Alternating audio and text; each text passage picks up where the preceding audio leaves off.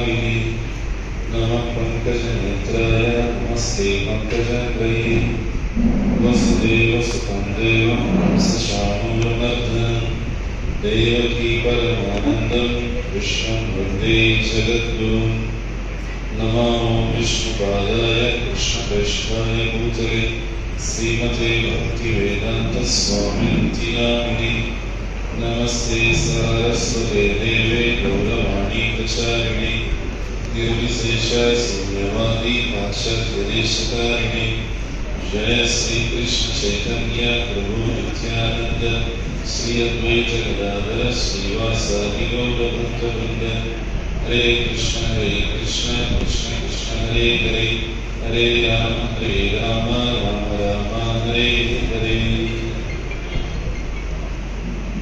వేదికమైనటువంటి పెద్దలందరికీ ఇక్కడికి విచ్చేసినటువంటి లయన్స్ క్లబ్ సభ్యులందరికీ మన పరిభాషలో మాట్లాడుకోవాలంటే భగవంతుడు ఇచ్చినటువంటి అవకాశాన్ని సద్వినియోగం చేసుకుంటున్నటువంటి ప్రతి ఒక్క సేవకుడికి కూడా నేను హృదయపూర్వకంగా అభినందనలు తెలియజేసుకుంటూ భగవంతునికి ఆశీర్వాదం మీకు ఎప్పుడు ఉండాలని చెప్పి నేను ఈ సభా వేదికలో ప్రార్థన చేశాను. ఎందుకంటే మనకి శాస్త్రంలో చెప్పింది మానవ జన్మ అనేటువంటి చాలా చాలా అరుదైనవి. పశుపక్షాలు క్రిమికీటకాలు ఎన్నో జన్మలో human birth getting this human birth is very very very rare. మళ్ళీ అందులో ఆ మానవ జన్మ ఎక్కడ లభించింది? భారతదేశంలో లభించింది. భారతదేశంలో మానవ జన్మ లభించడం అనేటువంటిది ఇంకా ఇంకా గొప్ప విషయం. ఎందుకంటే మనం ఎవరు కూడా జన్మ తీసుకునేటప్పుడు ఈ కాంపిటేటివ్ ఎగ్జామ్స్ లాగా మనం ఏమి సెలెక్ట్ చేసుకోవాలి. A Indian parents, B China parents, C America parents select చేసుకోవాలి. కర్మణా దైవనేత్రేణ భగవంతుని ఏర్పాటు చేత పవిత్రమైనటువంటి వేదభూమి, ధర్మభూమి, పుణ్యభూమి, జ్ఞానభూమి అనేటువంటి భారతదేశంలో ఉన్నటువంటి తల్లిదండ్రులకి జన్మనిస్తుంది. ఆ ఒక విషయానికే we are very very very interpret to God. ఎందుకంటే అంత పవిత్రమైనటువంటి భరత భూమిలో అంత విశేషమైనటువంటి జ్ఞానం. ఏమిటా విశేషమైన జ్ఞానం? జ్ఞానం జ్ఞానం అనగానే మనకి ఏం గుర్తొస్తుంది? ఓ స్వామీజీ జ్ఞానం గురించి చెప్తున్నట్టే so many shlokas and scriptures, so many mantras, Vedic chanting, that this creating the essence of knowledge. ఏమిటి జ్ఞానం యొక్క సారాంశం? జ్ఞానం యొక్క సారాంశాన్ని కృష్ణుడు సరళంగా 18వ అధ్యాయంలో చెప్తున్నాడు. ఏమనంటే ఆయన మనందరినీ ఉద్దేశించి చాలా ఫ్రెండ్లీగా చెప్తున్నాడు. ఏమనంటే యజ్ఞదాన తపకర్మ నత్యాజ్యం కార్యమేవ చ యజ్ఞోదాన తపస్సైవ పావనాని మనీషిణాం. అర్జున, ఈ ప్రపంచంలో 3 విషయాలు ఉన్నాయి. ఆ 3 విషయాన్ని ఎప్పుడు వదిలిపెట్టకు. At any cost, at any point of time, at any condition of life. ఏంటో 3? యజ్ఞము, దానము, తపస్సు. ఈ 3ని ఎప్పుడైనా వదిలిపెట్టదు. మీకే తెలిసిన విషయం, అందరూ చదువుతున్న వాళ్ళని ఏదైనా ఒక విషయం ముఖ్యమైనది మన టీచర్ కానీ ప్రొఫెసర్ కానీ ఏం చేస్తాడు? రిపీటెడ్గా చెప్తాడు. మీరు గమనించండి, ఈ శ్లోకంలో భగవంతుడు ఈ పదాన్ని రిపీటెడ్గా 2 టైమ్స్ చెప్పాడు. ఒకసారి చెప్తే అయిపోయింది. శ్లోకం లేదా 4 లైన్లు. దాంట్లో యజ్ఞదాన తపకర్మ నత్యాజ్యం కార్యమేవ యజ్ఞోదాన తపస్సైవ పావనాని మనీషిణాం. అర్థం ఏంటి?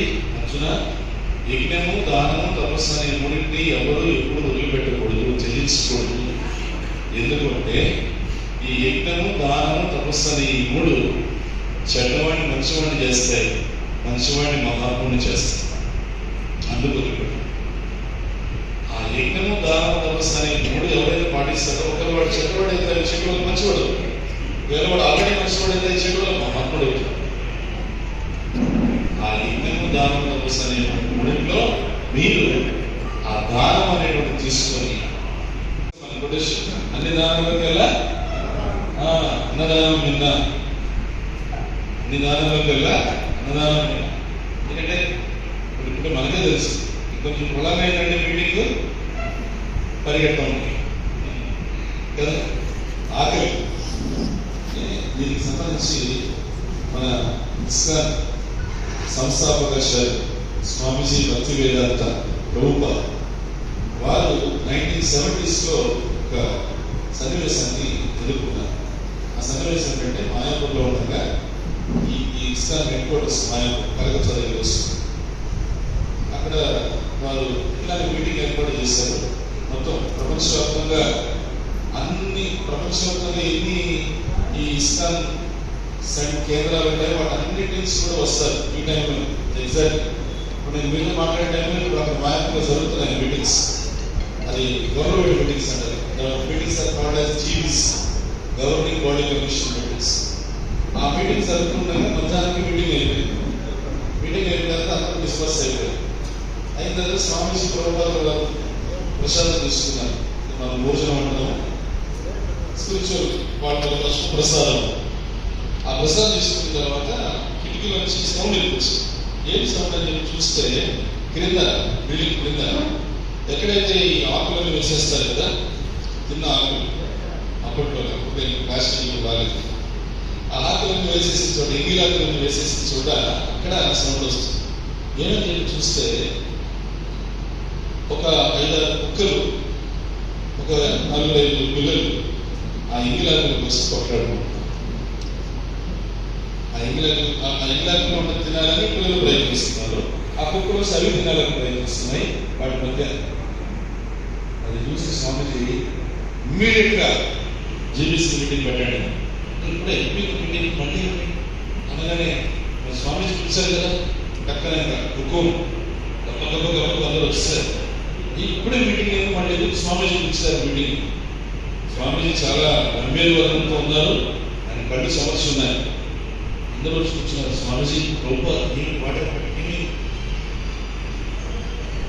ఇంటి పక్కన ఒక సన్నివేశం చూశాను.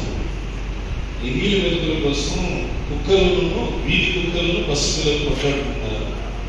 ఈ పరిస్థితి రాకుండా ఎక్కడ ఇస్కాన్ మందిరం ఉంటుందో ఆ ప్రాంతంలో చుట్టుపక్కల ఒక 10 కిలోమీటర్స్ రేడియస్ వరకు ఎవరు ఆకలితో లేకుండా ఉండే విధంగా మీరు భగవత్ ప్రసాదాన్ని, అన్నదానాన్ని చేస్తూ ఉండండి అని చెప్పేసి చెప్పింది. దానిని ప్రతి ఒక్క ఇస్కాన్ సెంటర్లో కూడా ఇంప్లిమెంట్ చేయడానికి వాళ్ళ శాయశక్తిగా ప్రయత్నం చేస్తూనే ఉంటారు. డిపెండ్స్ ఆన్ ది కెపాసిటీ విస్తరింపజేస్తూ ఉంటారు ఓవర్ ద ఇయర్స్. అట్లా మనం ఇప్పుడు భారతదేశంలో కానీ ప్రపంచవ్యాప్తంగా కానీ ముఖ్యంగా ఈ ప్రసాద విషయం వచ్చేసరికి, అన్నదానం విషయం వచ్చేసరికి కొన్ని లక్షల మందికి ప్రతిరోజు కూడా భగవంతుని యొక్క ప్రసాదం, అన్నదానం పెడుతూ ఉంది. దానివల్ల ఇక్కడ ఒక ఇంపార్టెంట్ పాయింట్ ఈరోజు మీ అందరితో కూడా నేను చెప్పుకోవాలనుకుంటుంది ఏమంటే, అది అన్ని దానాలకెల్లా అన్నదానం విన్నా, నో డౌట్ అవ్వచ్చు. కానీ దీనిలో ఇంకొక విషయం ఏంటంటే, మనం ఏం పని చేసినా ఇప్పుడు మనం చెప్తాం, ఏం చెప్తారంట, ఇంకా ఐకాప్స్ పెట్టాము, ఇంకా చేసాము, ఇది చేసాం. అలానే ఇంతమంది నాకు చెప్పారు మన వాళ్ళే, చిత్తూరులో ప్రతిరోజు ఎంతమందికి ఇక్కడ 250 మందికి ప్రతిరోజు ఇక్కడ అన్నదానం జరుగుతుంది. ప్రతిరోజు అంటే చిన్న విషయం కాదు. ఇంట్లో 5-6 మంది మనం ఉంటుంది తీసుకుంటాం. ప్రతిరోజు 250 మెంబర్స్ కంటే ఎవ్రీడే ఎక్కువ మనకు తెలుసు కదా, టెంపుల్లో వస్తుంది. అట్లా మనం ఇప్పుడు ఈ సంఖ్య చెప్తాం 250 మెంబర్స్కి. అంటే మనం అన్ని కూడా క్వాంటిటీ చెప్తా ఉంటాం. సో మరి ఏదైనా యాక్టివిటీ క్వాంటిటీతో పాటుగా ఇంకొకటి కూడా మనం ఆలోచిస్తాం. ఏం చెప్పండి? Quality, quantity and quality. So అన్నదానం చేయడం వల్ల, వాళ్ళ ఆకలిని మనం తీర్చడం వల్ల, వాళ్ళు ఏదో కర్మ చేసుకుని ఉండడం వల్ల ఇప్పుడు ప్రస్తుతం వాళ్ళ ఆకలి అనేది ఎదుర్కొంటున్నారు. మనకేదో సత్కర్మ, పుణ్యకర్మ, తల్లిదండ్రులు చేసినటువంటి పుణ్యకర్మ ఉండడం వల్ల ఆకలి అనేది ఎప్పుడు మనం చూడలేదు. పైగా 10 మందికి ఆకలి తెలిసేటువంటి మంచి స్థానంలో మనం ఉన్నాం. ఇది ఇలా చేయడం వల్ల ఏమవుతుంది, మనం చేసినటువంటి ఈ యొక్క పుణ్యకర్మ పిల్లలు వెళ్తుంది. వాళ్ళు ఏ స్థితిగతులు సద్వినియోగం చేసుకోవడం వల్ల సద్వినియోగం చేసుకోవడం ఎట్లనే చేయొచ్చు, సద్వినియోగం చేయొచ్చు, దుర్వినియోగం చేయొచ్చు, చాయిస్ ఇన్ యువర్ హ్యాండ్స్. కానీ సద్వినియోగం చేయడం వల్ల ఆ పుణ్యం నీ పిల్లలకి వాళ్ళు 100 మందికి పెట్టారు. వాళ్ళకి ఇప్పుడు ఇంతమంది ఉన్నారు సభ్యులు, మీరందరూ సరిగ్గా చేయడం వల్ల రేపు మీ కుటుంబ సభ్యులే ఈ హాలు బట్టగా మళ్ళీ కొత్త హాలు ఏదైనా పెద్ద హాలు చేయాల్సి వస్తుంది, ఇంకా పెరుగుతారు. అందుకని ఏంటంటే సేవని విస్తరింపజేసే విధానం ఏంటంటే quantity and quality. So quantity ఏంటి, 250 మంది మనం చక్కగా అన్నదానం చేస్తాం. క్వాలిటీ ఏంటి, శాంక్టిఫైడ్ ఫుడ్ని. శాంక్టిఫైడ్ ఫుడ్ అంటే ఏంటి, చేసేది ఏదైతే ఉందో కృష్ణ భగవద్గీతలో చెప్తాడు, యజ్ఞశిష్ట సంస్థతో విషతే సర్వకిల్విషే గుంజతే కులం పాప ఏ పచతి అనుకుంటారు. అర్జున, తయారు చేసినటువంటి ఆహారాన్ని యజ్ఞ రూపంలో నాకు సమర్పించినట్లయితే ముచ్చతే సర్వకిల్విషే, ఆ ఆహారం కంప్లీట్ గా శాంక్టిఫైడ్. శాంక్టిఫైడ్ అంటే అది చాలా ఎనర్జీ ఇస్తుంది, చాలా ఎనర్జీ ఇస్తుంది. ఎనర్జీ ఏంటంటే not physical energy, mental energy. Mental energy Covid టైంలో ఏది మనకి హెల్ప్ అయింది, ఫిజికల్ ఎనర్జీయా మెంటల్ ఎనర్జీయా? నేను స్వయంగా నేను అక్కడ కూర్చొని స్వామి అన్నవాళ్ళని స్వామి మేమిద్దరు స్విమ్స్ లో కోవిడ్ హాస్పిటల్లో గుళ్ళో ప్రసాదాలు చేసుకొని ప్యాకెట్లు పెట్టుకొని పర్సనల్ గా కోవిడ్ వార్డ్ లోపలికి వెళ్ళి ప్రసాదాలు ఇచ్చేవాడు. డాక్టర్లు అడిగేవాడు, స్వామి ఏం స్వామి, మేము 2 సూట్లు వేసుకొని మా కోవిడ్ రోగం చదువుకోవడానికి మేము బయటపడతాము, ఆ విజిట్ ఏదైతే ఉందో ఆ విజిట్ అక్కడ చూసుకొని వస్తాము, పొద్దున సాయంత్రం 2 పూట్ల మూతికి మాస్క్ వేసుకొని పోతూ ఉండాలి అని చెప్పేసి చెప్పానండి. మనం వెళ్ళే ప్రత్యేక విషయాలు ఆ భగవంతుడు ప్రసాదిస్తున్న ఏమంటే వాళ్ళకి మనోధైర్యం పెరుగుతుంది. ఎప్పుడైతే మనోధైర్యం పెరుగుతుందో ఇమ్యూనిటీ లెవెల్ పెరుగుతుంది. ఇమ్యూనిటీ లెవెల్ ఎప్పుడైతే పెరుగుతుంది, మనం ఇచ్చేటువంటి మందులు పెట్టేటువంటి అన్నీ కూడా పనిచేస్తాయి. ఆ ఇమ్యూనిటీ లేనప్పుడు నువ్వు ఎన్ని రెమెడీస్ అవన్నీ లక్షలు ఖర్చు పెట్టినా మనిషి భయంతో అలాంటి ఏడాది ఇప్పుడు పెడుతున్నారు నో డౌట్. బట్ నేనైతే పిల్లలు ప్రసాదం ఇస్తున్నాను, ఇది భగవంతునికి నివేదితమైనటువంటిది, అది అన్నము, ఇది అన్న ప్రసాదము. సో ఈ అన్న ప్రసాదం తీసుకున్నటువంటి వాడికి ఏమవుతుంది, నాట్ ఓన్లీ ఫిజికల్ స్ట్రెంత్, ఈ ఆల్సో గెట్ మెంటల్ స్ట్రెంత్. ఆ మెంటల్ స్ట్రెంత్ ఉన్నప్పుడు ఏమవుతుంది, ఏం కాదు నాకు తగ్గుతుంది అనేటువంటి వాడికి ఆ ఒక మనోధైర్యం పెరిగి ఇమ్యూనిటీ లెవెల్స్ పెరుగుతుంది. మన సైన్సే, మన శాస్త్రాల్లో ఉండేది ఏదో రోగం మనకు అతీతమైంది, మన తలకాయకి అర్థంగా ఏం లేదు, అంత మనకు అర్థమైంది. మనం కొంచెం ఏది ఈ టెక్నాలజీ డెవలప్మెంట్ పెద్ద ఏం చేసిందంటే అవి ముఖ్య పురాణాలు, వాటికి మనకి సంబంధం లేదు. ఇది పురాణాలు ఏదో వేరే, మన దైనందిన జీవితం వేరే. ఇట్లా కాదు. శాస్త్రం అంటే ఏంటంటే శాసనం ఏం ఉపయోగపడుతుందంటే, పొద్దున్న లేవగానే నీ లైఫ్లో ఎన్నో ఛాలెంజెస్ ఎదుర్కొన్నావు లేదా, ఇంట్లో బయట ఆఫీస్లో సోషల్గా ఎన్నో ఛాలెంజెస్ ఉన్నాయి. ఆ ఛాలెంజెస్ అన్నింటినీ సమర్థవంతంగా ఎదుర్కోవడానికి కావాల్సిన గైడెన్స్ ఇచ్చి మరి దానిలో దీన్ని ప్రాక్టికల్గా కోవిడ్ 2 సార్లు, ఫస్ట్ కోవిడ్ సెకండ్ కోవిడ్ నేను ప్రాక్టికల్గా చూసింది. ఆ ప్రసాదం వాళ్ళకి ఇవ్వడం వల్ల వాళ్ళు తొందరగా కోవిడ్ బయటకు వచ్చేస్తాను. సాయంకాలం అయితే అలిపిరి దగ్గర అక్కడ జనం లేదు కదా, అలిపిరి దగ్గర అక్కడ అడుగుతున్న వాళ్ళందరూ గుంపుగా 200 మంది ఉండేవాడు. మేము సాయంకాలం ఏంటంటే మా ప్రపోజల్ నేను మా స్వామి ఆ ఉన్న అన్నమంతా కూడా కలిపేసి సాంబార్ తయారు చేసుకొని దాన్ని తీసుకొని స్కూటర్లో పెడితే వాళ్ళందరూ వచ్చేవాడు, హరే కృష్ణ హరే కృష్ణ. వాళ్ళందరూ కూర్చోబెట్టి ప్రసాదం అందరినీ కూడా పెట్టి కోవిడ్ టైంలో ఆ విధంగా అంటే అన్న ప్రసాదం, అన్నదానం అనేది ఎంత గొప్పది. అది చేసేటువంటి అవకాశం భగవంతుడు మనకి ఇచ్చినందుకు మనం ఎంత కృతజ్ఞత కలిగి ఉండాలి భగవంతుడికి. అదే సమయంలో ఆ చేసేది శాంక్టిఫైడ్గా చేస్తే చేసే ప్రయత్నానికి రెట్టింపు ఫలితం ఎలా వస్తుంది అని 3 విషయాలు చెప్పడానికి మీ దగ్గరికి వచ్చాను. అందుకని ఏంటంటే మనం అన్నదానం చేస్తున్నాం, గొప్ప విషయం. చేసేదనే శాంక్టిఫైడ్గా అంటే అన్న ప్రసాదాన్ని కనుక మనం ఇవ్వగలిగితే వాళ్ళ కర్మ జరిగిస్తుంది. వాడు ఏదో కర్మ చేస్తే ఇంట్లో వాడికి గతి లేకుండా ఉన్నాడు. మనం ఏదో కొన్ని కర్మ చేస్తే ఆ ఆలోచన లేకుండా మనం కాస్త వెల్ శిక్షకుడిగా ఉన్నాం. అందుకని ఏంటంటే ఫిజికల్ స్ట్రెంత్ కావాలి, యాపిల్ కంప్యూటర్స్ అందించాలి.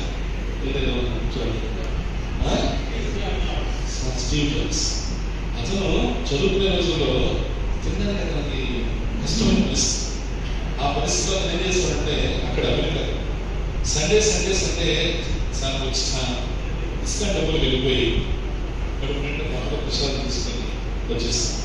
మిగతా 4-5 రోజులు ఎక్కడో మేనేజ్ చేసుకుంటాం. అతనికి మైండ్లో ఆదివారం సండే ఎందుకంటే ఆదివారం వచ్చిందంటే టెంపుల్కి వెళ్ళచ్చు, ఉల్లు వేసి ప్రసాదం. అక్కడ మన స్వామీజీ ప్రభుత్వాలు గారు ఏంటంటే సండే లోకల్ ఇష్టానికి ఏర్పాటు చేస్తారు. ప్రపంచవ్యాప్తంగా ఉన్న అన్ని ఇస్కాన్ సెంటర్లో మధ్యాహ్నం కానీ సాయంకాలం కానీ సండే లవ్ పీస్ మీరు ఎక్కడైతే కొంచెం ప్రేమపూర్వక వాతావరణం వచ్చేది అట్లా ప్రసాదం పెడతారు. స్టీల్ గ్లాసుగా ఆ ప్రసాదం తీసుకొని అట్లా అతను చదువు ఆ కృతజ్ఞత పెట్టుకొని తను తిరిగి అధికారి అయిన తర్వాత హ్యాపీగా అతను చెప్తున్నాడు, నేను సండే వెళ్ళి వాడు ఇస్కాన్ పెట్టిన అన్నదానం నేను తీసుకోబట్టి ఈ రోజు నేను మంచి స్థితిలో ఈ స్థాయిలో నేను ఉన్నాను. Credit goes to supreme lord Krishna అని మాత్రం పబ్లిక్ గా ఓపెన్ పెట్టి. సో అందుకని ఏంటంటే నేను చెప్పాను మీ అందరికీ కూడా మన శాస్త్రంలో శ్రీకృష్ణ చైతన్య మహాప్రభు ఏమంటారంటే బాగా గుర్తుపెట్టుకోండి. భారత భూమి మనుష్య జన్మయార జన్మ సాధక కరి పరోపకార. ఏమంటున్నారు కృష్ణుడు ఇక్కడ? భారత భూమి చేయబోయే మనుష్య జన్మయారు. ఇది బెంగాలీ లాంగ్వేజ్. భారత భూమిలో మనుషులను రావడమే గొప్ప అదృష్టం అంటే అది భారత భూమిలో మనుషులను వచ్చిందంటే చాలా గొప్ప అదృష్టం. మరి అదృష్టం వచ్చిందని ఏం చేయాలి? నేను అదృష్టం అని చెప్పి స్ఫూర్తిని చెప్పుకుంటూ తిరగాల. When you feel that you are fortunate, immediately behind that fortunate responsibility is there. అదృష్టం వెనకాల బాధ్యత ఉంది. ఏమిటా బాధ్యత? జన్మ సార్థక కరి పరోపకార. ఇది కృష్ణుడు మనకు చెప్తాను. జన్మ సార్థక కరి, నీ జన్మను నువ్వు సార్థకం చేసుకోవడానికి నీవు ఈ భారతదేశంలో లభించేటువంటి జ్ఞానాన్ని తీసుకో. నెక్స్ట్ కరి పరోపకారం, తోటి వాడికి నువ్వు ఉపకారం చేయి ఖచ్చితంగా. ఏమిటో ఉపకారం మనం చేయలేకపోయిన ఉపకారం అంటే అతనికి ఈ భగవంతుని యొక్క జ్ఞానాన్ని ఇస్తూ భగవంతుని యొక్క ఆశీర్వాదంగా అన్నదానాన్ని చేస్తే అతని ఆకలి తీర్చగలిగితే అది నీకు నీ కుటుంబ సభ్యులందరికీ కూడా బ్లెస్సింగ్స్ అవుతాయి. ఫైనల్గా అల్టిమేట్గా ఏమొస్తుంది? Resources blessings. మనకి హెల్ప్ అయ్యేది రిసోర్సెస్. మంది మార్గం, డబ్బు, దశకం, అవి కారు, బంగారు, రిసోర్సెస్. అదే మనకి హెల్ప్ అయ్యేది లేకపోతే బ్లెస్సింగ్స్ తెలుసు మీకు తెలియాలి అంటే కొంచెం అనుకలం. హిస్టరీ ఏంటి? కౌరవులు పాండవులు. కౌరవుల దగ్గర కోట్ల రిసోర్సెస్ ఉన్నాయి. సంఖ్యాబలం, సైన్య బలం, యోధులు, అతిరథ మహారథులు, భీష్ముడు, పెద్ద ఉన్నారు అక్కడ. Resources, many resources. పాండవులకి రిసోర్సెస్ ఏం లేవు, ఉండేది కొద్దిమంది సైన్యం. కానీ వాళ్ళ దగ్గర ఏముంది? బ్లెస్సింగ్స్. ఎవరి యొక్క? కృష్ణుడు యొక్క బ్లెస్సింగ్స్. సో యుద్ధం జరిగింది. యుద్ధం అంటే ఎవరు? Resources versus blessings. యుద్ధం అయిన తర్వాత విజయం ఎవరికి వచ్చింది? బ్లెస్సింగ్స్ ఎక్కడ ఉన్నాయో వాళ్ళకే వచ్చింది. వీళ్ళకి ఎంత రిసోర్సెస్ ఉన్నాయని పోతాయి, ఉండవు. కాలగతులు శరీరం ఉండదు, శరీరానికి సంబంధించిన రిసోర్సెస్ ఉండవు, బ్లెస్సింగ్స్ ఎక్కడ. సో మీరు చేసే ఈ అన్నదాన సేవ కులము, మతము, ప్రాంతము అనేటువంటి భేదం లేకుండా మీరు చేస్తున్నటువంటి అన్నదాన సేవ భగవంతుని యొక్క బ్లెస్సింగ్స్ మీకు ఇస్తుంది. మరి ఎవరికైతే భగవంతుని బ్లెస్సింగ్స్ ఉంటాయో వాళ్ళకే జీవితంలో విక్టరీ, విజయం. అదే కదా భగవద్గీత లాస్ట్ శ్లోకం ఏంటి?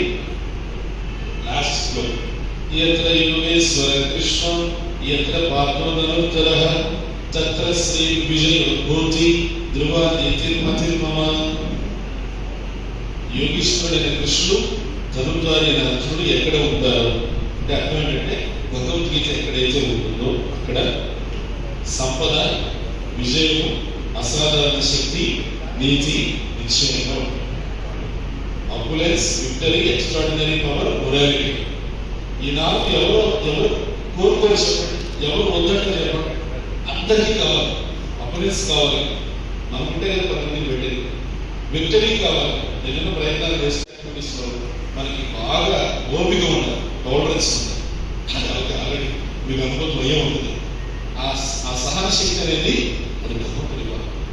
ఇక లాస్ట్ డే మొరాలిటీ, నీతి నిశ్చయం. ఇలాంటి ఈ సోషల్ యాక్టివిటీస్ సంఘ సేవలు లాంటివి జరిగేటప్పుడు మొరాలిటీ అనేది అక్కడ హైలీ రికమెండెడ్. అవునా? Highly recommended. ఎందుకు? ఎన్నో ఫండ్స్ ఎన్నో సర్క్యులేషన్స్ ఉన్నప్పుడు ఆ మొరాలిటీ అనేటువంటిది అందరూ అందరి నుంచి ఎక్స్పెక్ట్ చేస్తారు. సో ఈ 4 ఎక్కడ ఉంటాయి అంటే ఆ భగవద్గీత మనం చూడవచ్చు. సో అందుకని మీరు చేసేటువంటి ఈ యొక్క సంఘ సేవ స్వామి సేవగా, భగవంతుని యొక్క సేవగా, భారతదేశం యొక్క సేవగా అభివృద్ధి చెందాలని చెప్పి నేను మీ అందరికీ కూడా విజ్ఞప్తి చేసుకుంటూ, భగవంతుడు దేవదేవుడు శ్రీకృష్ణ భగవానుడు ఆయన చెల్లెలైనటువంటి వైష్ణవి దేవి, వైష్ణవి అంటే ఎవరు? అన్నపూర్ణమ్మ మీ అందరికీ కూడా దీవించాలని, మీరు ఇంకా ఈ అన్నదాన సేవని, అన్న ప్రసాద సేవకు అభివృద్ధి చెందించాలని, మీ యొక్క సేవలని ఇంకా విస్తరించాలని నేను పేరు బాగుంది. నేను అదే నాడు ఆలోచిస్తున్నాను. లయన్స్ క్లబ్ అని మన భాగవతంలో ఒక శ్లోకం ఉంది, శ్రీమద్ భాగవతం 7th ఏమిటి ఆ శ్లోకం అంటే, నరసింహస్వామిని ఆరోపించిన తర్వాత, హిరణ్యకశిపుని సంహరించిన తర్వాత నరసింహస్వామి దగ్గరికి ఎవరు బయట దగ్గరికి పోలేకపోతుంది. ఎందుకు? భయం. ఓ ఉగ్రం వీరం మహావిష్ణు జ్వలంతం సర్వతో ప్రసింహం భీషణం భద్రం వృక్షోరం భయపడుతున్నాను. ఎవరు అన్నాడు? బ్రహ్మదేవుడు కూడా చివరికి బ్రహ్మదేవుడు లక్ష్మీదేవిని అడిగాడు, అమ్మా మీ ఇంటి ఆయన దగ్గరికి పోయి కొంచెం అది శాతపడుతుంది, మా ఇంటి ఆయన ఇంత ఉగ్రత నేను ఎప్పుడు చూడలేదు, నేను కూడా పోలేదు అంటే, అప్పుడు బ్రహ్మదేవుడు ప్రహ్లాద దగ్గరికి వెళ్ళి, ఆయన నీకోసం వచ్చాడే, భగవంతుడు ఆలోచించింది నీకోసం, నువ్వు పోయి అది శాంతపరచు, ఆయన ఉగ్రమూర్తిని శాంతింపజేయండి. ప్రహ్లాద చిన్నగా వెళ్ళి దగ్గరికి నమస్కారం చేసి, స్వామి దయచేసి శాంతించండి అని అన్నాడు. అంతదాకా ఉగ్రంగా అనిస్తున్న స్వామి ప్రహ్లాదుని చూడగానే శాంతించి ప్రహ్లాదుని తీసుకొని తన ఒడిలో కూర్చోబెట్టుకొని ఆప్యాయంగా తల మీద వచ్చింది. అప్పుడు అక్కడ ఏం చెప్తున్నాడు శాస్త్రం భాగవతంలో, నిజమే ప్రహ్లాదుకి ఏం భయం లేదు. ఎందుకు భయం లేదు? శాస్త్రంలో ఉదాహరణ చెప్తున్నారు, సింహం పిల్లకి సింహం అంటే ఎందుకు భయం ఉంటుంది? నీకు నాకు భయం. సింహం పిల్లకి సింహం అంటే ఎందుకు భయం ఉంటుంది? నరసింహమూర్తికి, ఆయన భక్తుడైన ప్రహ్లాదుడికి నరసింహమూర్తి అంటే ఎందుకు భయం ఉంటుంది? ఆ విధంగా ఏంటంటే అక్కడ శాస్త్రం ఎగ్జాంపుల్ ఏమిటంటే, భగవంతుని యొక్క సేవగా 10 మందికి ఈ సమాజంలో నిస్వార్థంగా సహాయం చేసేటువంటి ప్రతి ఒక్కడు కూడా సింహం పిల్లే.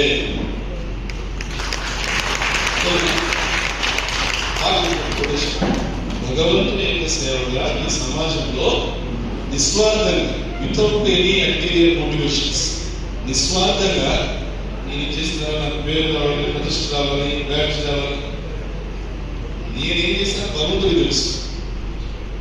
ఎటువంటి ఒక ఎక్స్పెక్టేషన్ లేకుండా నిస్వార్థంగా సేవ చేసేవాళ్ళు, వాళ్ళు శాస్త్రం ప్రకారంగా ఎవరు? వాళ్ళు సింహం పిల్లలే.